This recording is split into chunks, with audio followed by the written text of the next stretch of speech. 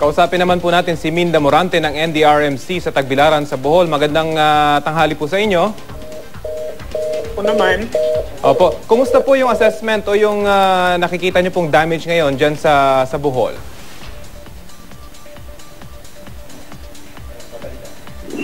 Okay, nagkakaroon lang po tayo ng technical problem sa lugar.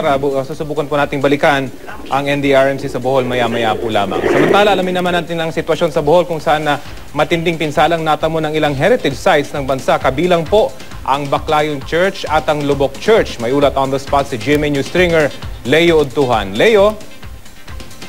Rafi, no, sa lakas ng 7.2 lindol na tumama sa Bohol, maraming mga gamit ang nahulog sa mga bahay sa Tagbilaran City. May mga fence na nawasak, nasira yung mga bubong ng ilang mga business establishment sa Tagbilaran City, yung may barangay hall at mga paaralan.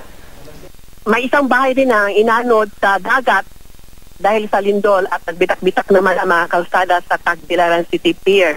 Agad namang lumikas ang ilang mga tao malapit sa coastal area ng Tagbilaran City, sa Grandstand at sa Plaza Rizal dahil sa isang kumalat umano na magkaroon ng tsunami. Bigla kasi nag-low tide ang dagat. Sa bayan naman ng Dawi sa Bohol ay sobrang nasira ang Dawi's Church. Gumuho kasi ang front at likod ng simbahan. Sa bayan naman ng Baclayon ay partially damaged naman ang simbahan. Bumigay yung front at ang belfry tower nito. Pero sa Loon Church, ito talaga ay totally damaged yung simbahan. Totally collapsed yung simbahan sa Loon Church.